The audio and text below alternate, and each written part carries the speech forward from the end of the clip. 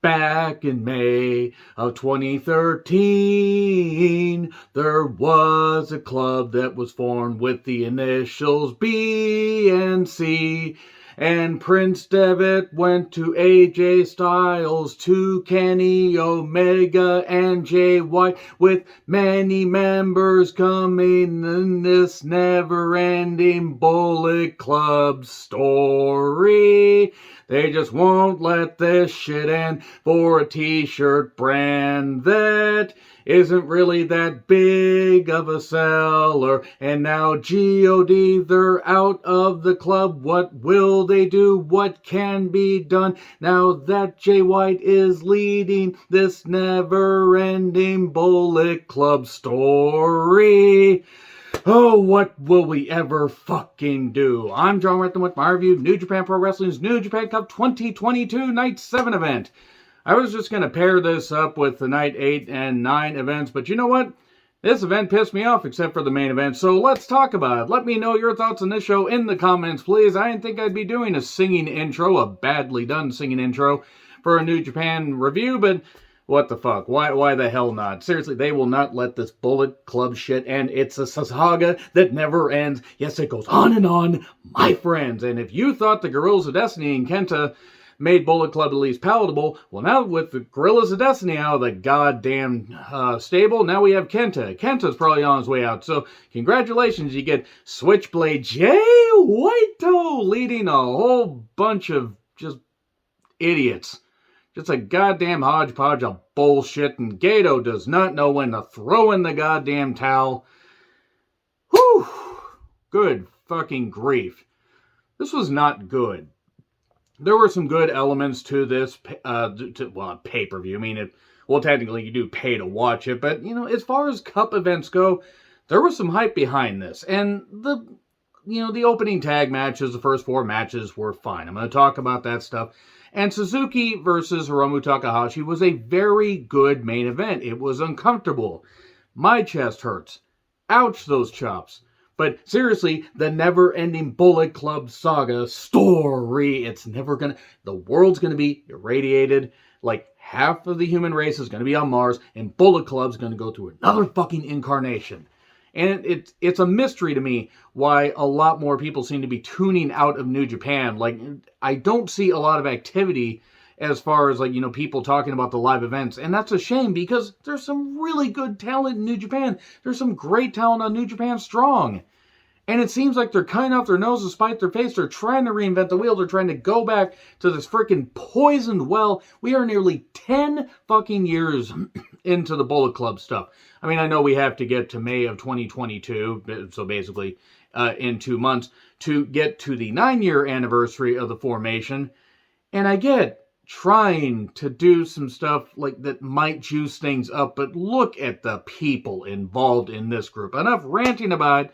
Kevin Kelly was on commentary. Lively crowd. I think they're slowly integrating and allowing the people to cheer more as virus cases drop, and that's good. Now, obviously, Japan was way ahead of the curve as far as the whole mask thing, and I'm sure that they'll still be doing that, but they're probably going to be able to cheer a little bit more. They were cheering and booing a little bit here because they were getting a little fucking pissed about all the Bullet Club drama and all the bullshit. So anyways, Zack Sabre Jr. and Taiji Dangerous Tekkers along with Taka Michinoku, because Taka is coming, motherfucker, because I'm going to sound as white as possible saying that.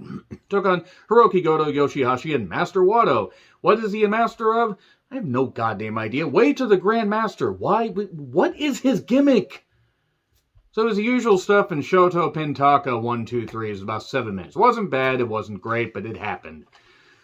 So, Sho and Yujiro took on El Desperado and Doki. So, a jump start by Desperado and Doki because Sho had beaten up Desperado because he wanted a title shot. And even though Sho could be a very good challenger for Despy, I fear with the whole House of Torture thing, they're going to do a bunch of other fucking shit that we just can't get away from the interference.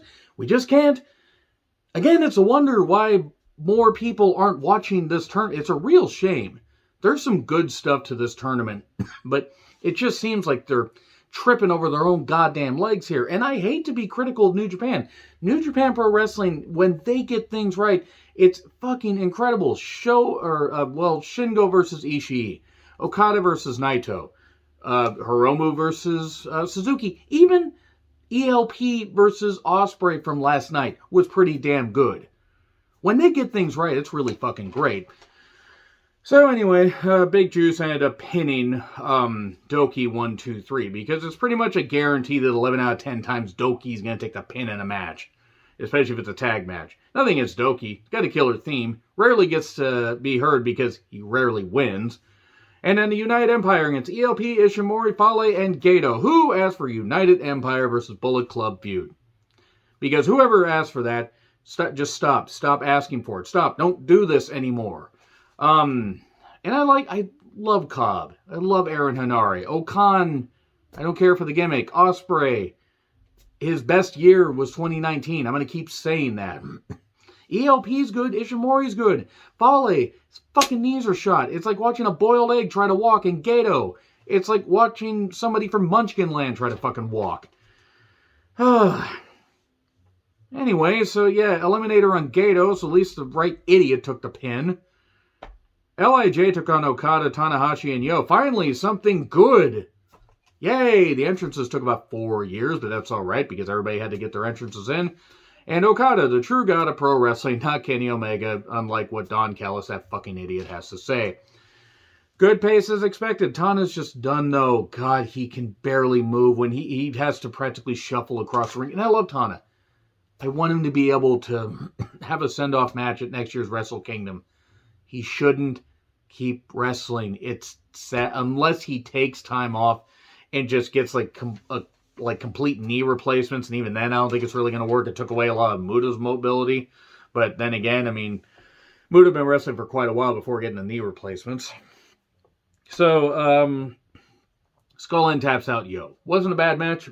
Actually, this is where things started to turn around. However briefly, they turned around. And Naito and Tana had a little bit of a chat, I guess. I don't understand Japanese. I understand maybe 5 words. And quite frankly, I would only know them if I heard them, just so you know. So typing them out won't do you any good. But get you somebody that looks like Naito, or looks how Naito looked at Tanahashi. Did that make grammatical sense? Well, if it did to you, it didn't to me. Let's talk about Tiger Mask versus Chase Owens with Bad Luck Fale in a second round match. Fucking seriously, who opened an Egyptian pharaoh's tomb and cursed the goddamn planet with the idea of pushing Chase Owens? Just put the goddamn mummy back, put the bunny back in the box, put the mummy back in the box, do something. Nobody asked for Chase Owens to be pushed. Chase Owens wins with a package pile driver, and wrestling died a little bit more. Chase Owens is just bland. He's not even bad in the ring. He's just fucking bland. I'm fucking sick of this Bullet Club stuff. Shingo took on Tangaloa. Tangaloa was like doing this. Well, no, I won't do that because Jay White had betrayed him. You know, like Gorillas of Destiny. You know, they're actually interesting in the ring, unlike Jay White. I know I'm going to get a lot of hate for the stuff I'm saying about Bullet Club, and that's fine. I really don't care because I offer nothing but sincere scorn towards anything that I don't care for, while recognizing that some people might like it. You can like it all you want. I'm just fed up with it. I'm really fucking fed up with this Bullet Club stuff. It's why I only did like a hodgepodge of like moments from the Golden Series, like at the very end and everything in the finals, and why I hodgepodge a few, you know, like the nights 2 and 3 and then 4, 5, and 6 into 2 videos, because it has gotten to the point where so many of the shows run together. Let's move on. Tangaloa, how will he bounce back from Jay's betrayal, if you will, which sounds like a place that Marty Scurll should be in. No, wait, that's just jail. He should just be in jail. Pretty well, actually. Hard-hitting. Tangaloa was there for a lot of stuff. Countered a lot of Shingo's offense. We got a nice lariat by Singo. Or Singo. It's like Slingo, only, you know, for sinners, I guess. Anyway, a spear by Tangaloa and a powerbomb to a pop. The crowd was starting to rumble a little bit more. That was really nice to hear. Hopefully they'll be able to cheer full-throated again. Who doesn't love nice full-throated cheering? Especially from the Japanese women. Moving on from that. Pumping Bomber, Trap, 1, 2, 3, and Shingo gets a victory. Tangaloa had a good showing for himself here. And then Tamatonga entrance, Jado was with him. Okay. Jado can't move, but he looks great. And again, he beat his body up for a number of years. Evil shows up. And remember when Evil actually could have meant something? Oh, we get Evil versus Tama Tonga, second round match. And Dick Togo is in Evil's corner. Jado is in Tama Tonga's corner. Battle of who the fuck can move less. Who can be less interesting? Dick Togo. Dick Togo and Evil can be less interesting. Because Tama Tonga actually was getting some good reactions. He's been getting good reactions for a while. He got when he beat Okada, and that was in the G1. That was a great goddamn moment. That was some really good shit. At one point, the timekeeper kept getting knocked over, and when Tama Tonga was near the house mic, he's like, "Fuck you, Evil," which, as he should have said. So Dick got knocked up and down and everything all around. Come on, defense, work. Supreme Flow Splash for 2. Gun stun, but Dick pulls the ref out. My God, Dick Togo will not get the fuck out of wrestling. We get Dick choking. Jado chokes. House of Torture bullshit. My God, Jado gets taken out. All this interference. Why not just not have a ref? Just don't have a ref for Evil's matches. Make it like that episode of Thunder where everybody just could count their own goddamn pinfalls. No, really, that was something that actually fucking happened in WCW 2000. Because at this point, you're making the referees ineffective. Ishimori and ELP, they show up to help Tama Tonga. What? Oh no, ELP kicks him. Oh, they're siding with Jay White. Let's side with the bland fucker. And everything is evil. 1, 2, 3. And then they attack Jado. So Jado's out of Bullet Club. Whatever. He's attacked by Chase and Fale, and then Tangaloa does a run-in. Gato's out to give his approval, and then he knocks down Jado. This took forever. This literally took forever to occur. They were all beating him down. Oh, let's get all... And I like Ishimori and ELP. They're a good team. Chase means nothing. Fucking shoot him into the goddamn sun for all I care. Can't shoot Fale into the goddamn sun. You wouldn't get the rocket off the ground. You just sit on it. This is stupid. The Bullet Club stuff is stupid. Have I mentioned how fucking stupid this is? Gato deserves to pay for his crimes against wrestling for this, because he can do some really good stuff, and they just...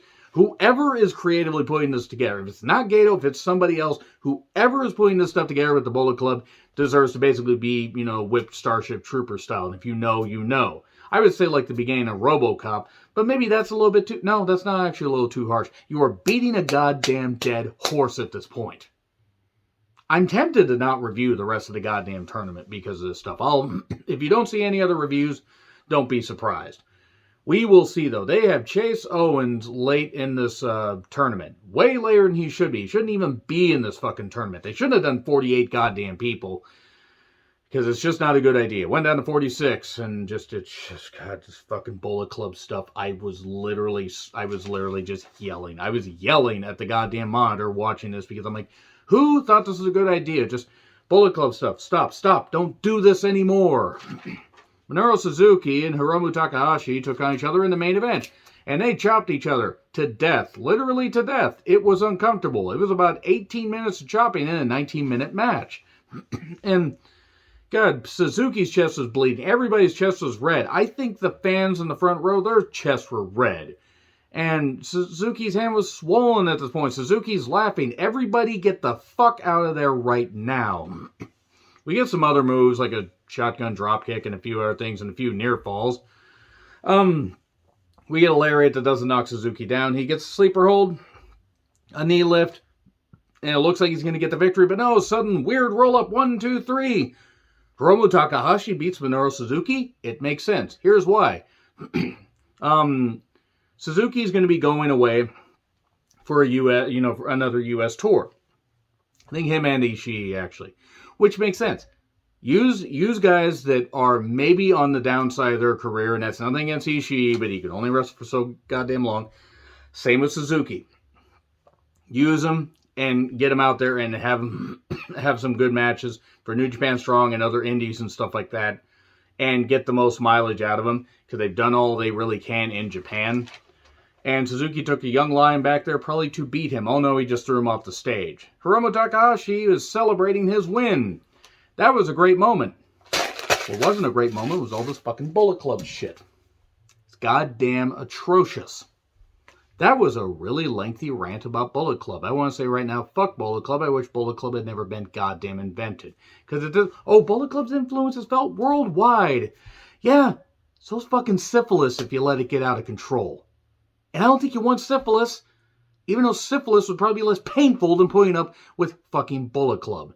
Anyway, on that note, agree, disagree, what I said, like, share, subscribe, Twitter handle in the description. I'm John Ritlin. I'll see you soon.